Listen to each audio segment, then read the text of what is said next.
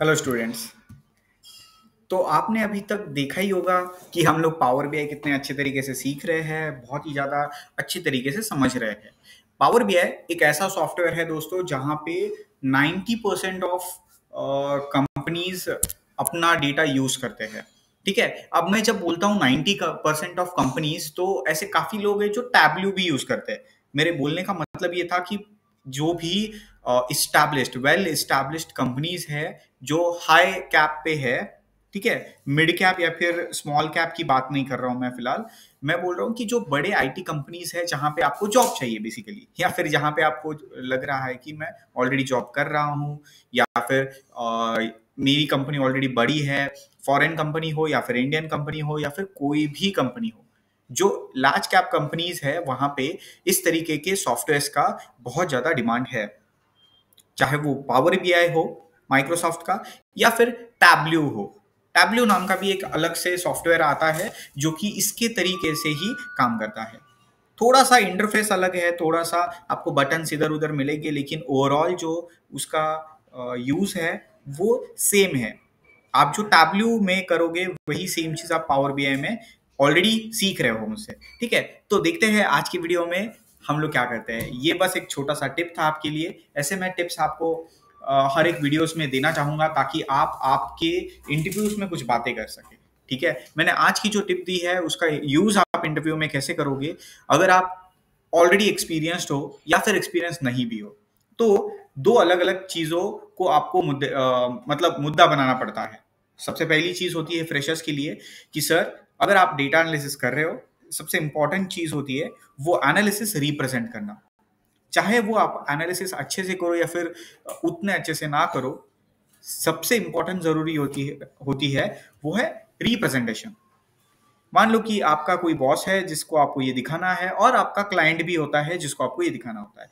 हम जो प्रोजेक्ट कर रहे हैं उसके अंदर जब पावर बीआई हम लोग यूज कर रहे हैं तो वो इसलिए यूज कर रहे हैं ताकि रिप्रेजेंटेशन अच्छा बना रहे। मतलब मैं आपको वो चीज दिखा रहा हूं जो आपको एंड में यूज करनी थी ओरिजिनली, लेकिन मैंने शुरुआत ही वहीं से की, क्योंकि ये एक नेवर एंडिंग साइकिल है।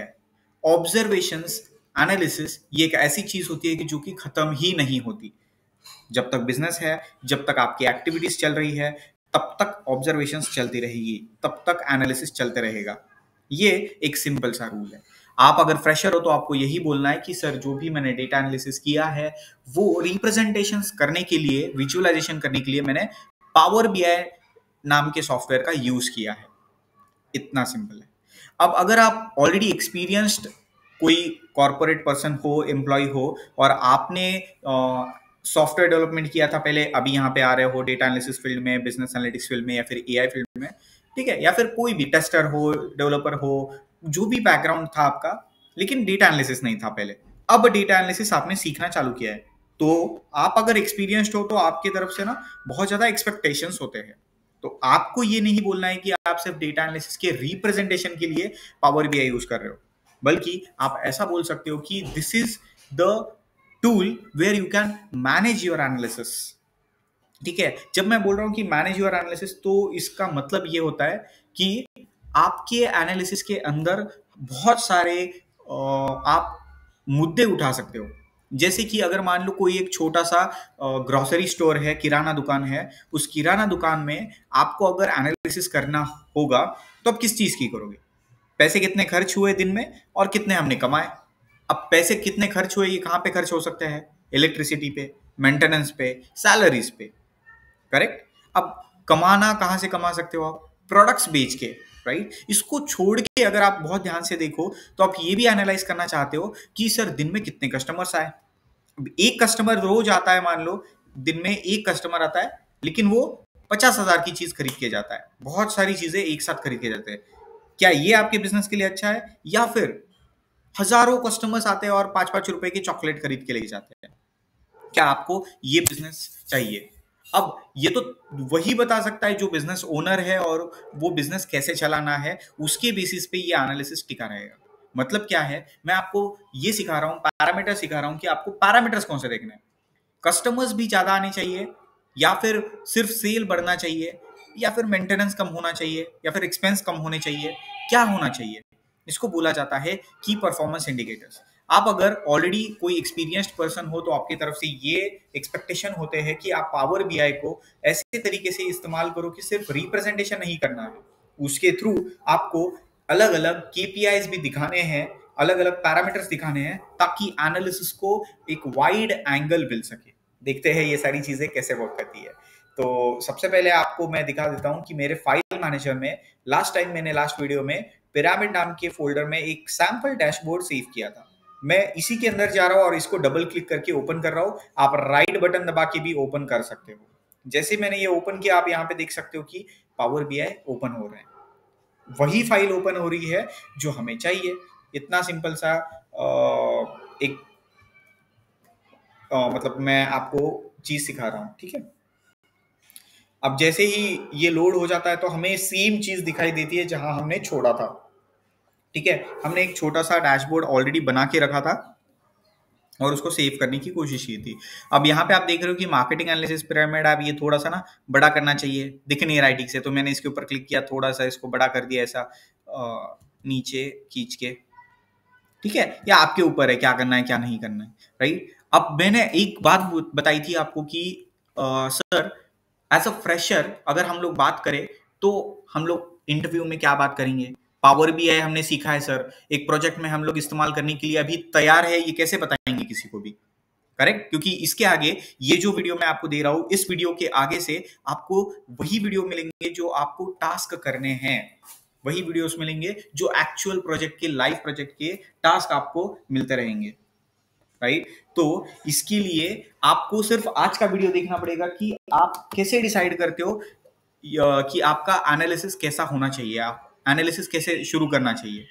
तो यहाँ पे मैंने वो एक सिंपल सा टेबल बना लिया है कि अगर मान लो मुझे एनालाइज करना है कि क्या हुआ था, मान लो ये एक दिन का डेटा नहीं है, वैसे हम जो ओरिजिनल एनालिसिस करने वाले हैं वहां पे एक दिन का पूरा डेटा एनालाइज करेंगे, लेकिन यहाँ पे क्या हो रहा है, एक दिन का डेटा एनालिसिस नहीं हो रहा है, बहुत सारे दिन का अलग अलग एनालिसिस हो रहा है, ठीक है।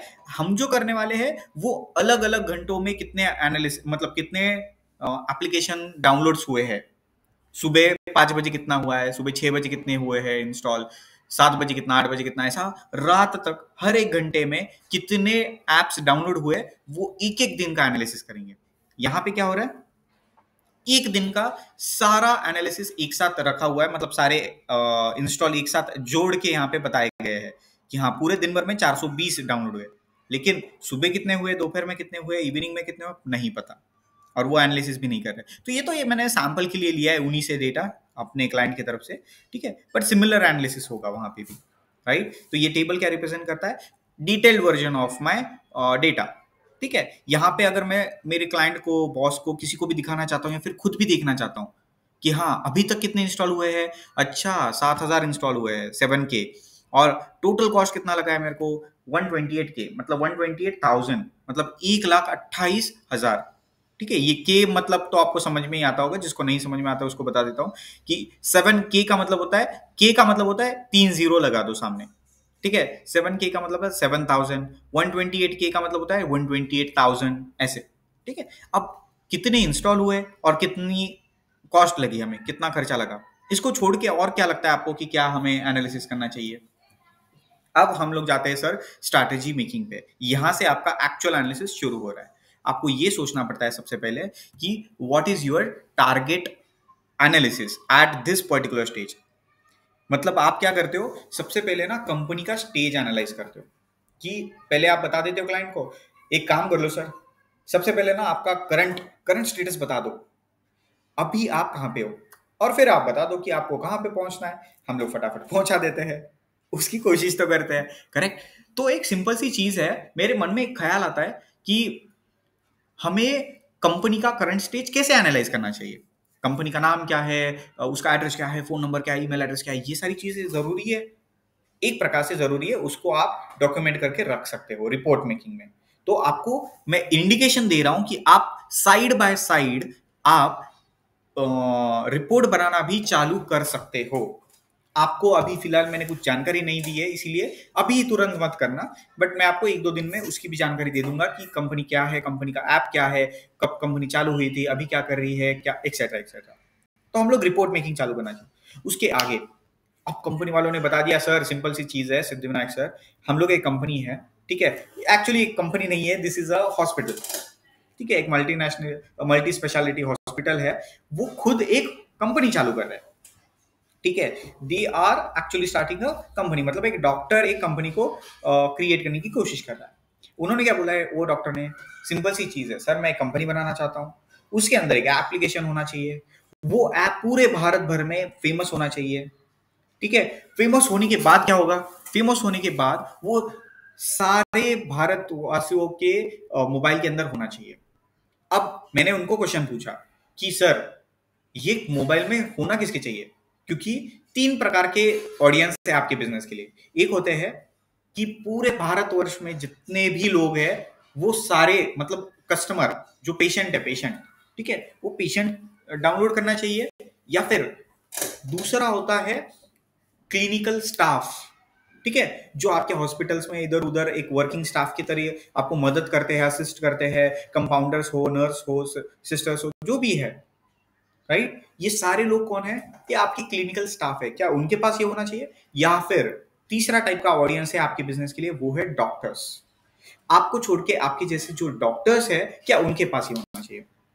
तो उनके मन में एक सवाल आया, हाँ यार ये तो बात सही है, मार्केटिंग करते वक्त तो हमने ये तो कभी सोचा ही नहीं था, तो आपको सोचना पड़ता है, मतलब हर एक चीज सिर्फ सॉफ्टवेयर के थ्रू एनालिसिस नहीं होती है, आपको खुद को दिमाग भी लगाना पड़ता है, और तब जाके कस्टमर्स को उसका फायदा होता है, हमारे कस्टमर्स को, करेक्ट, जिसकी हम लोग एनालिसिस करके दे रहे हैं उनको फायदा होता है, राइट ना, क्योंकि आप हमेशा सॉफ्टवेयर के बेसिस पे एनालिसिस थोड़ी करोगे, दिमाग भी तो इस्तेमाल करोगे खुद का, राइट। तो आपने एक सिंपल सा क्वेश्चन पूछा था, उसका उन्होंने जवाब दे दिया फिर कि हाँ अभी तक हम जो मार्केटिंग कर रहे थे ना, रैंडम चला रहे थे, रैंडम ऐड चला रहे थे, उसमें मस्त एक वीडियो भी था, एक मस्त उसका इमेज भी था, लेकिन डाउनलोड ही नहीं बढ़ रहे थे, या फिर डाउनलोड बढ़ रहे थे लेकिन वो ऐप ही यूज नहीं हो रहा था किसी का।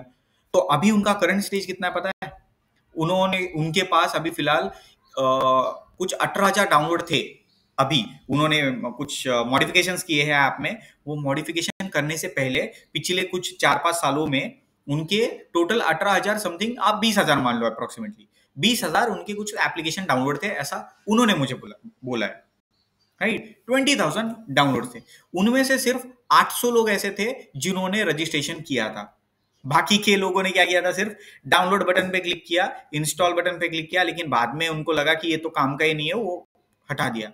आप सोच रहे हो 20,000 लोगों में से 800 लोगों ने रजिस्ट्रेशन किया है सिर्फ, इतना खराब। 800 लोगों को मैं राउंड फिगर बोल के 1,000 बोल देता हूँ, राइट, तो आप इमेजिन करो 20,000 लोगों में से 1,000 लोगों ने सिर्फ उसके ऊपर अकाउंट्स बनाए हैं, बाकी लोगों ने इंस्टॉल करने के बाद उसको ओपन भी नहीं किया है। मतलब क्या है, गलती से भी क्लिक करने का रेट इतना नहीं होता है ना। आप सोचो, आप इंस्टाग्राम देख रहे हो, रील देख रहे हो, और अचानक से आपको एक ऐड दिखी, ये एप्लीकेशन डाउनलोड करो, आपका हाथ उस पर गलती से लग गया, आप वो एप्लीकेशन खुल गया है, मतलब उसका पेज खुल गया है और वहां पे इंस्टॉल का बटन है, वो भी गलती से दब जाए, तो कितना रेयर है ना, मतलब कुछ भी सर, आप कुछ भी, इतना तो नहीं हो सकता है, राइट। तो गलती से भी दब गया, तो आप इमेजिन करो कि इंस्टॉल बटन तो दबाना ही पड़ेगा, करेक्ट। अगर इंस्टॉल हो रहे हैं एप्स लेकिन रजिस्टर नहीं हो रहा है, इसका मतलब क्या है, इसका मतलब है कुछ मार्केटिंग में गड़बड़ है, ठीक है। अब यहां पे एक गड़बड़ है, ये आपने बता दिया, ये मेरा पहला ऑब्जर्वेशन है। दूसरा ऑब्जर्वेशन, उन्होंने मुझे बताया था कि आप नोट्स निकालना चालू करो, सब लोग, मैं छोटी चीजें बोल रहा हूं, ये ऐसे ही नहीं बोल रहा, आपको सुनना नहीं है, आप गलत समझ रहे हो मुझे अभी तक, आपको ये सारी चीजें नोट्स में निकालनी है, क्योंकि ये जो मैंने अभी आपको बोला, उसी को तो बोला जाता है डेटा इंसाइट, इसी को तो बोला जाता है कंक्लूजन, इसी को तो बोला जाता है मेरा ओपिनियन, मेरा ऑब्जर्वेशन, करेक्ट। वो ऑब्जर्वेशन आप इंग्लिश में लिख दो, हिंदी में लिख दो, मराठी में लिख दो, कन्नड़ा, तेलुगु, मलयालम, किसी भी लैंग्वेज में लिख दो आप, वो तो आपकी नेसेसिटी, करेक्ट। लेकिन हमें क्लाइंट से बात करनी है, और क्लाइंट को अगर हिंदी आती है तो मैं हिंदी में दिखाऊंगा, उसको इंग्लिश आती है तो मैं इसको इंग्लिश में दिखाऊंगा, उसको कन्नड़ा आती नहीं है तो मैं कन्नड़ा में कैसे दिखाऊंगा। लेकिन हमारे समझ करने के लिए मैं कन्नड़ा में लिख सकता हूं, एक बार मैं कन्नड़ा में लिख दिया, उसके बाद मैं उसको कन्नड़ा से हिंदी में ट्रांसलेट करूंगा। आज के जमाने में ट्रांसलेट करना बहुत आसान हो गया है, करेक्ट। सो इतना सिंपल टास्क है, जो भी मैं ऑब्जर्वेशन बोल रहा हूं वो मैं लिख रहा हूं, ऑब्जर्वेशन देख रहा हूं वो मैं लिख रहा हूं, आपको भी यही चीज करनी है, सुननी है, लिखनी है, सुननी है, लिखनी है, दैट्स इट। सिर्फ सुनना नहीं है प्लीज। अगर आप चाहते हो कि प्रैक्टिकली आपको फील आ जाए, आप कुछ अच्छे से इससे कुछ सीख पाओ, तो डेटा एनालिसिस में बहुत जरूरी है लिखना, राइट। ये मैं मेरे एक्सपीरियंस के साथ बोल रहा हूँ दोस्तों। मैं काफी अलग अलग प्रोजेक्ट्स पे स्टूडेंट्स को सिखाते वक्त, कॉर्पोरेट में काम करते वक्त, कंपनीज के प्रॉब्लम सॉल्व करते वक्त काफी सारा टाइम मैं इसको देख चुका हूँ। अगर आपको लगता है कि मैं सर कंप्यूटर में टाइप कर रहा हूँ, वहां पे लिख के रख रहा हूँ, तो वहां पे लिखो, ठीक है। अगर आपको लग रहा है पेन पेपर पे, तो वहां पे लिखो, कहीं पे भी लिखो, लेकिन आपको लिखना जरूरी है। मैं प्रेफर करता हूँ कि पेन और पेपर पे लिखना, बाकी वो आपकी इच्छा है कि आप कहाँ पे लिख रहे हो, ठीक है, बट आपको आपके पॉइंट्स बनाना तो जरूरी है, ठीक है। चलो, फर्स्ट फर्स्ट एनालिसिस तो मैंने बता दिया कि यार हाँ ठीक है, अभी करंट स्टेज क्या है आपका। हाँ ठीक है, करंट स्टेज में आपका क्या चल रहा था कि सर आपने 18 से 20 हजार लोगों को डाउनलोड तो करवाया था ऐप, लेकिन उसमें से 800 लोगों ने अकाउंट बनाया। वो पूरी फ्लॉप मार्केटिंग है, ठीक है, पूरी की पूरी फ्लॉप मार्केटिंग हो गई। क्यों हो गई? किसी ने ध्यान नहीं दिया, बस ऐड चलाए जा रहे थे, सालों साल 1-2 साल उन्होंने ऐड चलाया, बस पूरे महीनों महीने, पूरे दिन ब दिन उनकी ऐड चल रही थी, पूरे दिन ब दिन। पता ही नहीं चल रहा था कि क्या हो रहा है, क्यों नहीं आगे बिजनेस बढ़ रहा है, और उनको लग रहा था कि बढ़ेगा बढ़ेगा बढ़ेगा, लोग करेंगे। किसी ने एनालिसिस के ऊपर ध्यान नहीं दिया, वो देख रहे थे बस खर्चा हो रहा है, हो रहा है, हो रहा है, और जो 800 लोग हैं उनके तरफ से कुछ उनको शायद फायदा हो रहा होगा, पता नहीं है, राइट। लेकिन उन्होंने एक चीज ऑब्जर्व की कि ये जो 800 लोग हैं, ये 800 लोगों में भी ये 800 लोगों में भी जिन्होंने रजिस्ट्रेशन किया है, एक्टिव जो यूजर्स थे वो बहुत कम थे।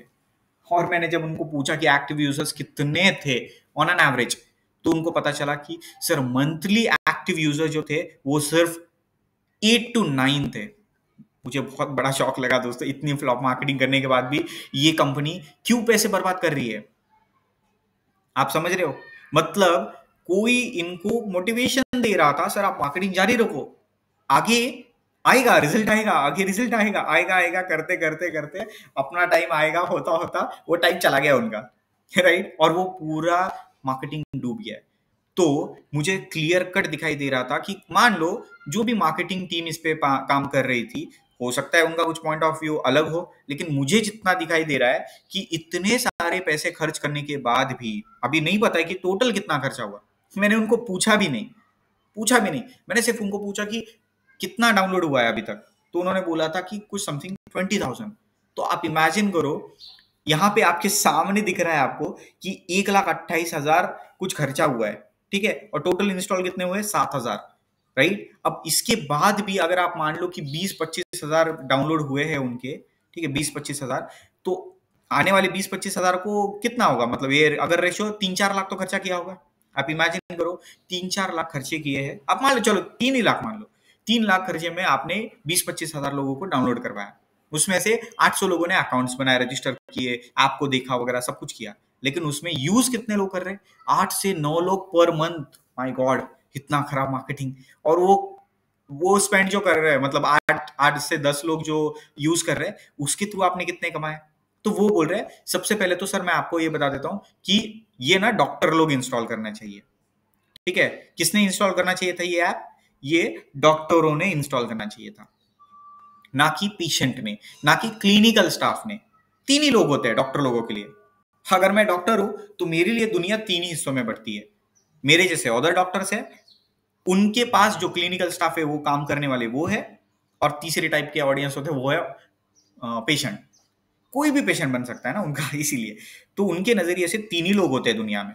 तो उन्होंने उनके मार्केटिंग टीम को शायद बताया नहीं होगा कि अरे यार ये मार्केटिंग किसके लिए करनी है, करेक्ट। तो पता नहीं यार ये कौन डाउनलोड कर रहा था क्या नहीं, लेकिन उसमें 8 से 9 डॉक्टर लोग ही एक्टिव थे। तो मैंने उनको पूछा क्या पेशेंट ने इसको डाउनलोड करना चाहिए था, तो उन्होंने बोला नहीं। क्या क्लिनिकल स्टाफ, मतलब जो कंपाउंडर, नर्स, हेल्पर्स, इधर उधर रिसेप्शनिस्ट वगैरह होते, क्या उन्होंने ये डाउनलोड करना चाहिए था? नहीं। तो किसने करना चाहिए था? डॉक्टर लोगों ने। तो कितने डॉक्टर लोगों ने किया? नहीं पता, वो तो नहीं पता है सर। अच्छा नहीं पता है, ठीक है, चलो जो लोग एक्टिव थे क्या वो लोग डॉक्टर थे? यस। कितने लोग एक्टिव थे?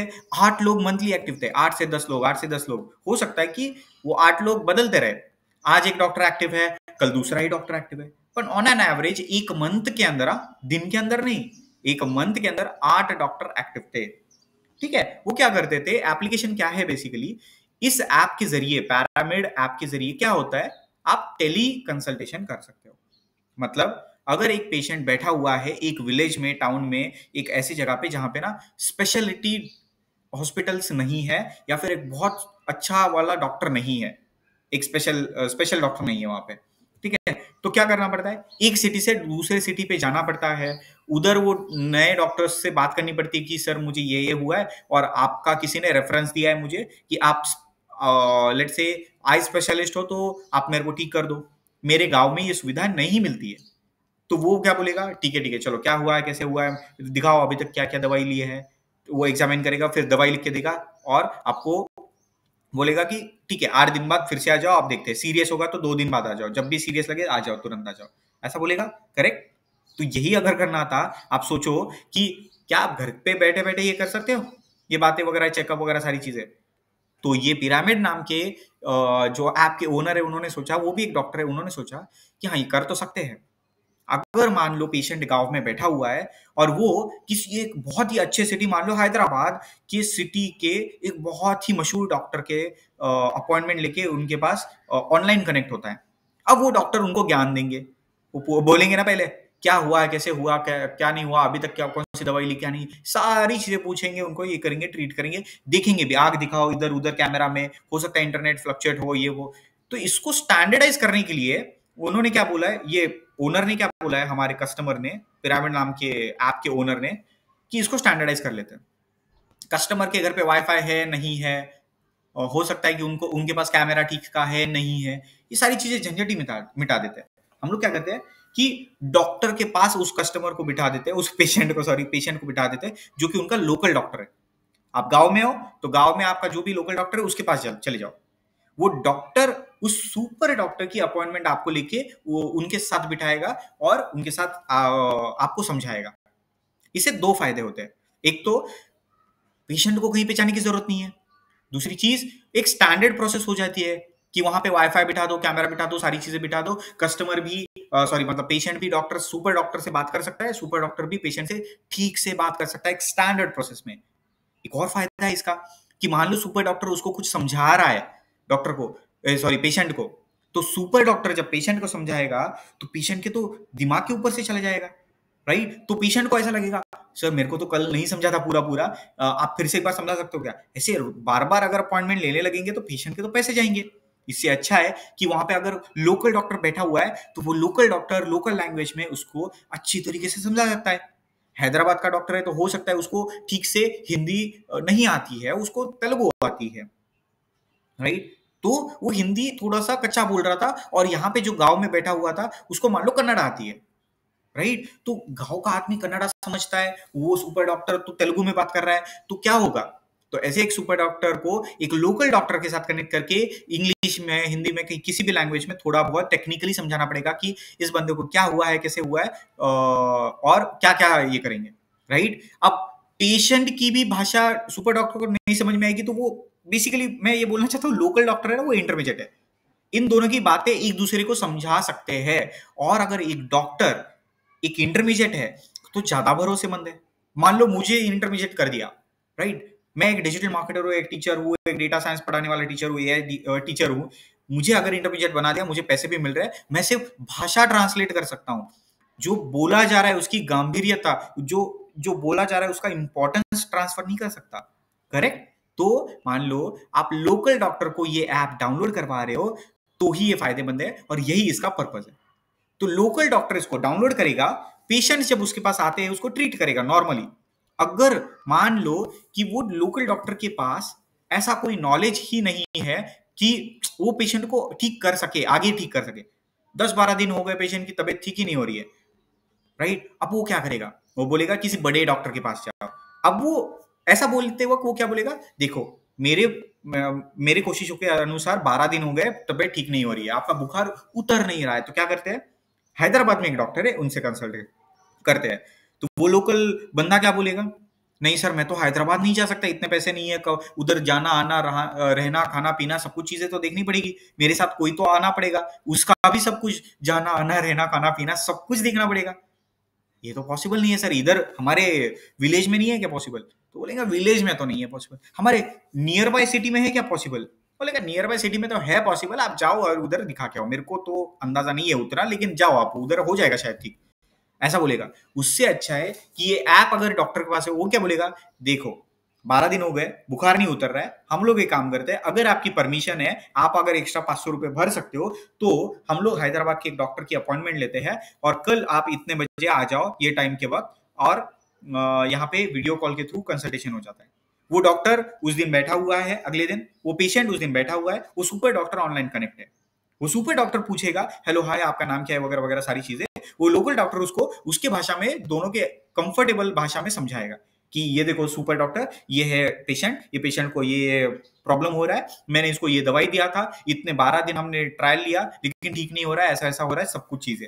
तो वो हाइट वेट वगैरह सारी चीजें पूछते रहेगा, वो सब कुछ चीजें बताएगा, ये काम आसान हो गया।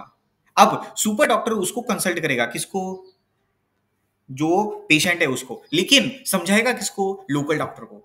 तो वो लोकल डॉक्टर भी सुन रहा है, तो यहाँ पे लोकल डॉक्टर का क्या फायदा हो रहा है कि पेशेंट तो उधर ही है। अगर मान लो लोकल डॉक्टर ने रेफरेंस दिया होता कि आप दूसरे सिटी में जाके उधर ही चेकअप कर लो, तो उसके बाद जब एक बार पेशेंट बाहर चला जाता है तो उसको पता चल जाता है अच्छा इधर तो इलाज नहीं हो रहा है, तो कभी भी लोकल डॉक्टर के पास नहीं आता है, वो हमेशा उधर ही जाएगा। करेक्ट। उससे अच्छा लोकल डॉक्टर का क्या फायदा हुआ कि मेरा पेशेंट मेरे पास ही बार बार रीविजिट के लिए आएगा और ऑनलाइन इस हैदराबाद के डॉक्टर को कनेक्ट करेगा। ये 500 रुपए में से 300 रुपए मान लो सुपर डॉक्टर को जा रहे हैं, 100 रुपए लोकल डॉक्टर को जा रहे हैं और 100 रुपए कंपनी को जा रहे हैं, एग्जाम्पल। तो किसका फायदा हुआ, लोकल डॉक्टर का भी हुआ, पेशेंट का भी हुआ, सुपर डॉक्टर का भी हुआ, कंपनी का भी हुआ। अब पेशेंट का फायदा कैसे हुआ, सर जाने का, आने का, रहने का, खाने पीने का सब खर्चा बच गया ना सर। करेक्ट। और यहाँ पे अगर कुछ भी मेडिकल इशू होता है तो एक लोकल डॉक्टर है, वो लोकल डॉक्टर वो ऑनलाइन कंसल्ट करके वो सुपर डॉक्टर को पूछेगा कि कंडीशन बहुत क्रिटिकल हो गई, क्या करना है, कैसे करना है, वो सब सारी चीजें बता सकता है। और बहुत ही ज्यादा इमरजेंसी है तो वो सुपर डॉक्टर इधर आ सकता है या फिर पेशेंट को सुपर डॉक्टर के पास भेजा जा सकता है।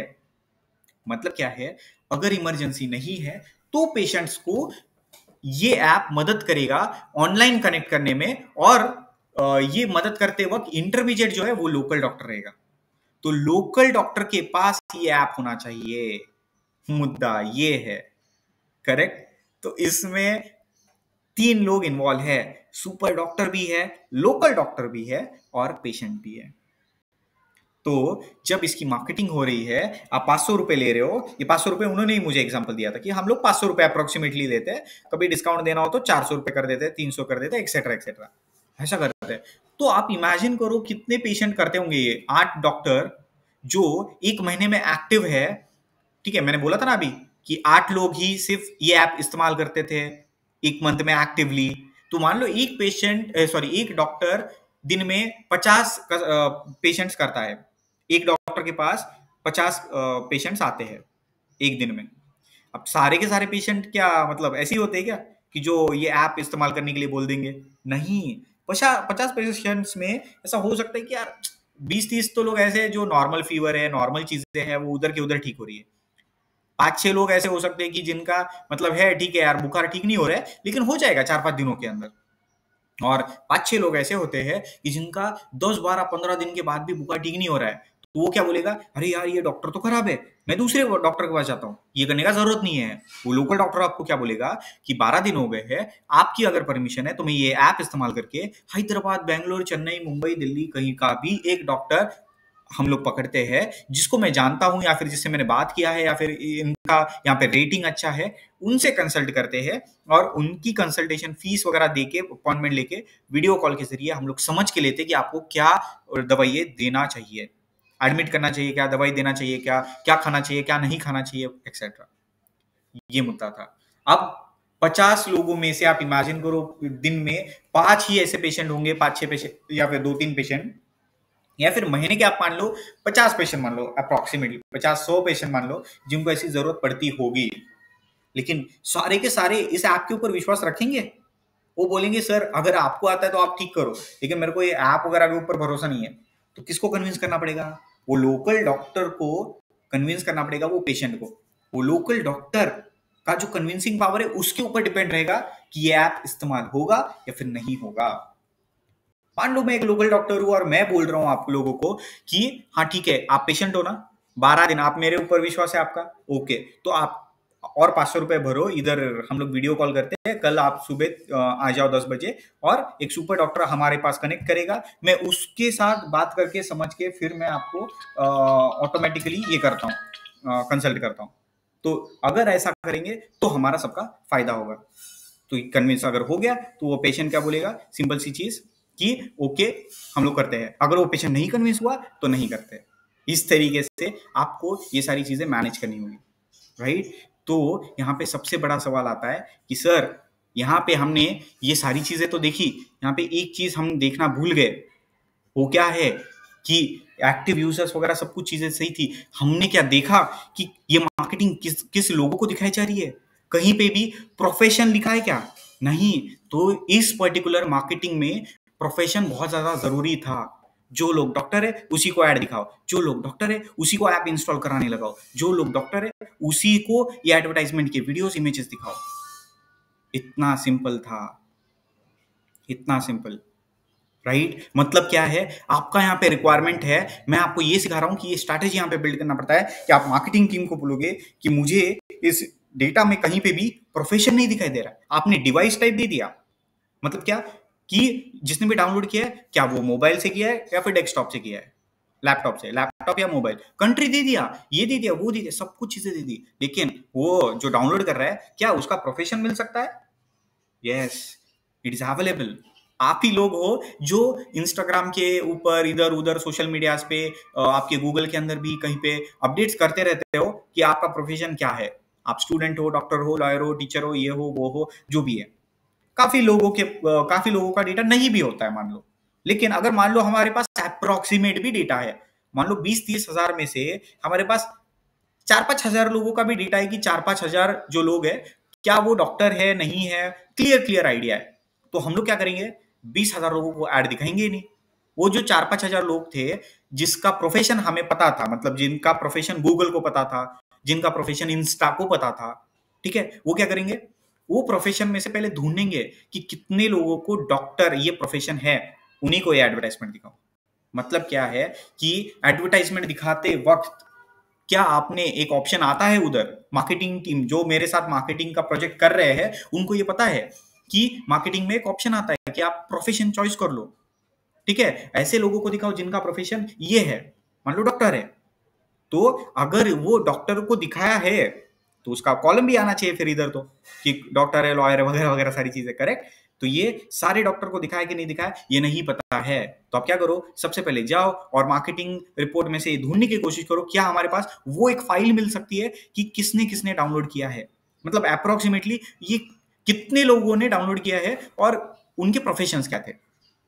फिर हमें पता चलेगा एक्स्ट्रा एनालिसिस की, अच्छा 20 हजार डॉक्टर ने ही किया था डाउनलोड, लेकिन उनमें से 800 डॉक्टर ने ही यूज किया है। ऐसा भी हो सकता है कि सारे 20 हजार डॉक्टरों को, मैं ये थोड़ी बोल रहा हूँ कि हमारे कस्टमर को ना जिन्होंने मार्केटिंग करके दिया है वो गलत थे पूरे, हो सकता है कि सारे डॉक्टरों को ही ऐड दिखाई गई थी, हो सकता है, ठीक है, लेकिन 20 हजार डॉक्टर में से सिर्फ 800 डॉक्टर करेंगे, मतलब कुछ तो और भी गड़बड़ होगी। इस तरीके से हमें दिमाग चला चला के एनालिसिस कराना पड़ता है। इसमें मुद्दा ये था कि मैंने आपको एक चीज बोली कि प्रोफेशन कहाँ पे है, प्रोफेशन का कॉलम नहीं है, तो आप क्या बोलोगे कि sir I want another information, तो आपका डेटा एनालिसिस वाला ब्रेन चलना चालू हो गया है। आप किसको बोलोगे, मेरे को नहीं बोलोगे, आप मार्केटिंग टीम को बोलोगे। अभी इस प्रोजेक्ट में तो मेरे को ही बोलोगे, लेकिन जब मैं आपको ये प्रोजेक्ट का मतलब सारी चीजें बता रहा हूं तो मैं आपको ये फील दिलवा रहा हूं कि आप किसको बात करोगे। हम लोग मार्केटिंग टीम को ईमेल करेंगे कि we need more data related to their professions, ठीक है। तो ये जो कस्टमर्स है, ये एक दिन की जो मार्केटिंग हुई थी, जो 420 लोगों ने डाउनलोड किया है, ये 420 लोगों में किसके प्रोफेशंस क्या थे, क्या इसका डेटा है आपके पास? अगर है तो भेजो, ये हम मार्केटिंग टीम को बोलेंगे, और उसके बाद यहाँ पे लगाएंगे कितने लोगों ने डाउनलोड किया, उसमें से कितने लोग डॉक्टर थे, उसमें कुछ गड़बड़ है क्या, वो एनालिसिस करेंगे, राइट। मतलब एक केपीआई हमारा क्या हो गया, प्रोफेशन। केपीआई मतलब क्या, की परफॉर्मेंस इंडिकेटर, पैरामीटर बोल दो ना उसको, सिंपल सिंपल। एक पैरामीटर क्या ढूंढना है हमें, नया पैरामीटर क्या देखना था, प्रोफेशन। ऐसे ही कुछ नए पैरामीटर्स और देखने पड़ेंगे हमें, कुछ नए पैरामीटर्स और देखने पड़ेंगे हमें, तब जाके हमें ये सारी चीजें समझ में आएगी, राइट। अब यहाँ पे हम लोग क्या कर सकते हैं, एक पाई चार्ट बना सकते हैं। यहाँ पे पाई चार्ट पे क्लिक करना है। ये पाई चार्ट को मैंने एक मस्त यहाँ पे ऐसा सेट कर दिया, ठीक है। और ये पाई चार्ट आपका यहाँ पे रेडी है, ठीक है। अब ये पाई चार्ट में डालोगे क्या आप, पाई चार्ट में डालोगे क्या, तो अभी के लिए तो मैं आपको सिखा देता हूँ कि ये पाई चार्ट में क्या है, राइट। ये पाई चार्ट मतलब आप कैसे इस्तेमाल करोगे। यहाँ पे पाई चार्ट कब इस्तेमाल करते हैं, जब भी आपको same type of same category of चीज कंपेयर करनी है, लेकिन उसके अंदर भी अलग अलग टाइप है। मतलब मान लो आपको ये ट्रैक करना है कि कितने आइसक्रीम्स का सेल हुआ, लेकिन उसके अंदर कंपैरिजन करना है, वैनिला आइसक्रीम का कितना सेल हुआ, चॉकलेट आइसक्रीम का कितना हुआ, करेक्ट। या फिर आपको ये कहना है कि कितने देशों में हमारी मार्केटिंग हुई, इंडिया में क्या हुआ, कनाडा में क्या हुआ, जर्मनी में क्या हुआ, तो ये पाई चार्ट काम में आता है। तो आपको सिंपल क्या करना है, ये जो कंट्री है वो यहाँ पे लीजन के ऊपर क्लिक करना है। आपको ये कंट्री जिसके साथ कंपैरिजन करना है, ठीक है, जिसके बेसिस पे फ्लेवर कंपैरिजन करना है, तो लीजन के अंदर क्या आएगा, फ्लेवर।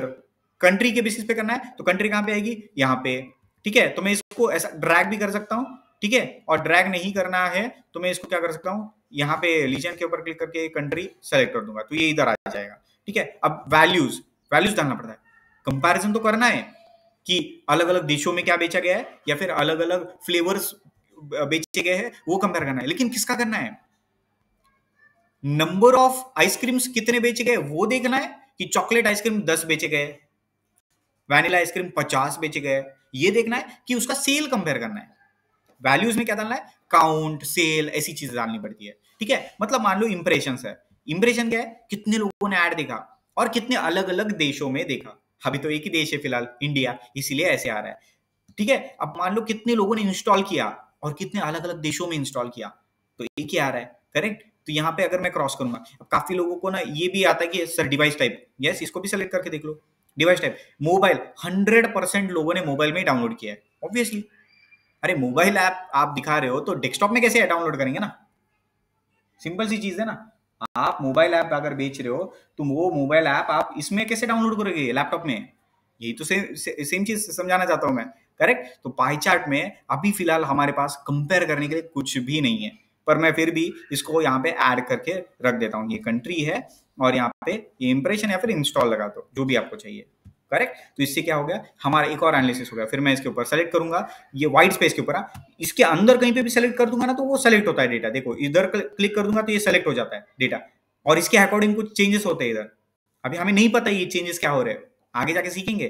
तब तक के लिए यहाँ पे क्या करोगे आप, व्हाइट स्पेस के ऊपर क्लिक करोगे, ठीक है। ये इधर व्हाइट स्पेस है, इसके ऊपर क्लिक करोगे, ये सेलेक्ट होता है। इसमें जाओगे formatting, general, effect, basic formatting कर रहा हूं मैं इसको, बस बस खत्म, करेक्ट। तो ऐसे धीरे धीरे करके आप यहाँ पे पूरा डैशबोर्ड बनाओगे। फिलहाल तो हमारे पास इतना ही है कि इतना ही हम यहाँ पे डैशबोर्ड बना सकते हैं, फिर आप यहाँ पे सेव करना पड़ता है। लेकिन ये डैशबोर्ड बनाते वक्त आपको एक चीज पता चली कि सर मैं डैशबोर्ड बनाते बनाते कुछ पैरामीटर्स बोल रहा हूँ, वो पैरामीटर्स मेरे को मार्केटिंग टीम से लाके दो। सबसे पहला ये कस्टमर्स के प्रोफेशन ढूंढ लो। दूसरी चीज सर मेल या फीमेल ये भी तो दिखाओ, ठीक है ना। यहाँ पे कंपैरिजन मेल फीमेल कितने हैं वो भी तो हम लोग कर सकते हैं, वो चेक तो कर सकते हैं कि यार ये ऐप फीमेल्स को ज्यादा पसंद आ रहा है कि मेल को ज्यादा पसंद आ रहा है, mail doctor female doctor, correct, right ना। और दूसरी चीज, कंट्री छोड़ दो आप, सर कंट्री एक ही कंट्री है ना, लेकिन उसके अंदर डिस्ट्रिक्ट तो होंगे ना सर, उसके अंदर स्टेट्स तो होंगे ना सर। तो पहले ये भी तो डेटा दिखाओ हमें मार्केटिंग टीम से लाके कि किस स्टेट में ज्यादा हमारी एड दिखी गई है, किस स्टेट में ज्यादा क्लिक्स आए हैं, किस स्टेट में ज्यादा इंस्टॉल्स आए हैं, वो तो देख सकते हैं। फिर डिस्ट्रिक्ट वाइज भी देख सकते हैं, तो यहाँ पे डिस्ट्रिक्ट आ जाएंगे, वगैरह वगैरह सारी चीजें। तो ये डेटा किधर है सर, तो आप क्या करोगे, आपके जो अभी तक के ऑब्जर्वेशन है और आपके अभी तक की जो डिमांड्स है, डेटा इनपुट्स, फिर और चाहिए ना, और डेटा चाहिए आपको एनालिसिस अच्छा करने के लिए, तो आप क्या बोलोगे, सर हम लोग आपको बोलते हैं, मार्केटिंग टीम को बोलते हैं, ये सारे अगर आप डेटा देते हो तो हम लोग मार्केटिंग में क्या फॉल्ट था वो ढूंढ के निकाल सकते हैं। हाँ, मार्केटिंग में कुछ फॉल्ट ढूंढना ही नहीं है, फिर तो ठीक है सर। यहाँ पे क्या कर देंगे हम लोग, इसके जैसा ही एक और कार्ड बना देंगे। यहाँ पे ये देखो कार्ड बना दिया मैंने, ये कार्ड यहाँ पे लगा दिया, ये कार्ड के पास इंप्रेशन। तो आपने क्या बोला, सर ये देखो 7,000 इंस्टॉल हुए हैं अभी तक, ये 4,15,000 लोगों ने एडवर्टाइजमेंट देखी है हमारी, पैसे इतने खर्च हुए हैं हमारे, करेक्ट। और ये भारत भर में इतने सारे डाउनलोड हुए, ये सारे डिटेल वर्जन है, वगैरह वगैरह, ये सारी चीजें यहाँ पे रेडी है। आप यहाँ पे भी एक हाथ चार्ट लगा सकते हो, लेकिन अभी फिलहाल हमारे पास उतना है ही नहीं, मतलब कुछ ऐसा कंपेयर करने लायक, आप डेट वाइज कर सकते हो। ठीक है, अगर आप यहाँ पे लाइन चार्ट, ये देखो लाइन चार्ट है यहाँ पे, तो आप लाइन चार्ट को अगर ऐसा थोड़ा सा संभाल पाओ, और ये लाइन चार्ट में डेट है, ठीक है, एक कॉलम में डेट है, तो ये डेट में भी मैं क्या कर रहा हूँ, इसको ना मंथ और ईयर तो सेम ही है सबका, डे अलग अलग है, तो मैं डे रख रहा हूँ सिर्फ। ठीक है, और मुझे क्या चाहिए, कितने लोगों ने इंस्टॉल किया, तो मैं ये कर रहा हूँ, देखो तो मेरा चार्ट आ गया, तो मुझे दिखाई दे रहा है कि अच्छा ये इधर के कॉलम में ऊपर जो है ना ये इंस्टॉल है, मतलब ये देखो 20 तारीख को कितना इंस्टॉल हुआ, फिर 21, 22, रोज जैसे जैसे आ रहा है वैसे वैसे इंस्टॉलेशन बढ़ता ही जा रहा है। करेक्ट, ये नीचे नीचे जो है ना वो डे है, 20 दिसंबर, 21 दिसंबर, 22 दिसंबर, 25 दिसंबर, 30 दिसंबर, ऐसा है, और दिन ब दिन हमारा इंस्टॉल्स बढ़ता ही जा रहा है, ये हम लोग रिप्रेजेंट कर रहे हैं। फिर इसके वाइट स्पेस के ऊपर कहीं पे क्लिक कर दो, यहाँ पे जाओ, यहाँ पे जाने के बाद आप जनरल, यहाँ पे डेटा फॉर्मेट, और उसके बाद आप पे सॉरी इफेक्ट्स, यहाँ पे फिर आप विजुअल बॉर्डर, और फिर शैडो कर दो। ये इतना सिंपल सा चीज है। लेकिन आपने क्या बोला, सर ये जो आपको सामने दिखाई दे रहा है ये डैशबोर्ड, ये क्या दिखाता है, अभी मार्केटिंग कैसी चल रही है, मान लो अभी मार्केटिंग कैसी चल रही है, लेकिन उसके अंदर अगर फॉल्ट निकालने हैं आपको, तो मुझे और डेटा दे दो, मैं फॉल्ट निकालता हूं। अभी जो आपके सामने मैंने ये डैशबोर्ड बनाया और ये बोला कि सर इतना पैसा हमने खर्च किया है, इतने इंस्टॉल अभी तक हुए हैं, इतने लोगों ने अभी तक ऐड देखी है, दिन ब दिन हमारी मार्केटिंग अच्छी हो रही है, इंस्टॉल बढ़ रहे हैं, राइट, तो इसको बोला जाता है डिस्क्रिप्टिव एनालिसिस। मुबारक हो, आप डिस्क्रिप्टिव एनालिसिस सीख गए हो।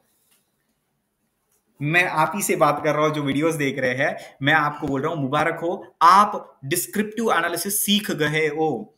ये एनालिसिस में डेटा एनालिसिस का पहला स्टेप आपने पार कर लिया है, जिसको बोला जाता है डिस्क्रिप्टिव एनालिसिस।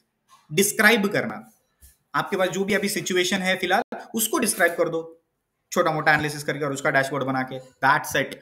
ऐसा नहीं है कि ये खराब एनालिसिस है, मैं बोल रहा हूँ कि ये भी इंपॉर्टेंट ही होता है, ये आप दिखा दो।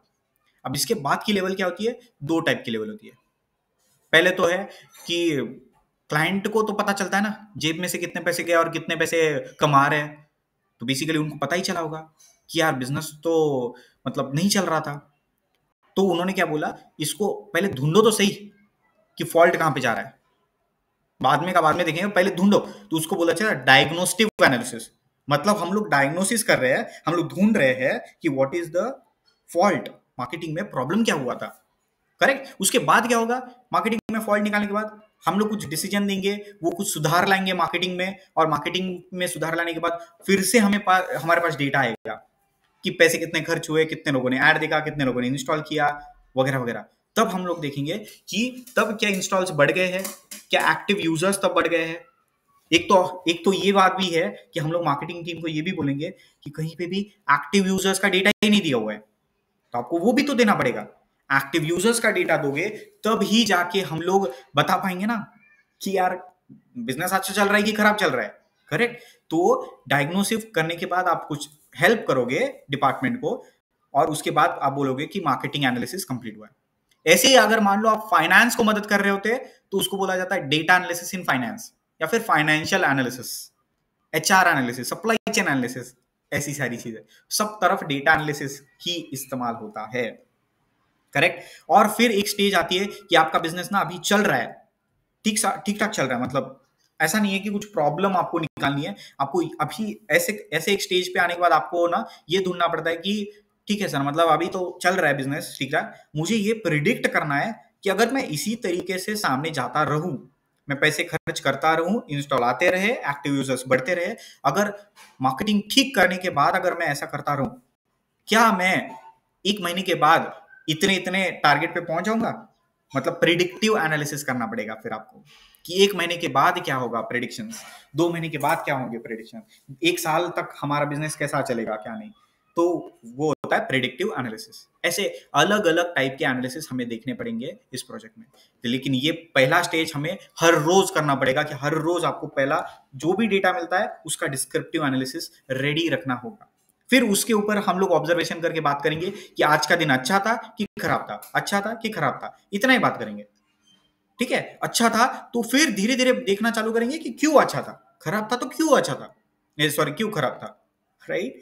तो आज के लिए इतना ही, बहुत ओवरडोज नहीं होना चाहिए। मिलते हैं नेक्स्ट वीडियो में, और इस बार जो होगा वो डायरेक्टली अभी एक्चुअल डेटा के ऊपर एनालिसिस होगा। ये 2019 का डेटा हम लोग अभी भूल जाओ, अभी प्रैक्टिस के लिए था। अभी 2025 का जो डेटा है वो आना चालू हो जाएगा, and you will get updated data. चलो, थैंक यू सो मच, मिलते हैं अभी एक्चुअल प्रोजेक्ट के वक्त।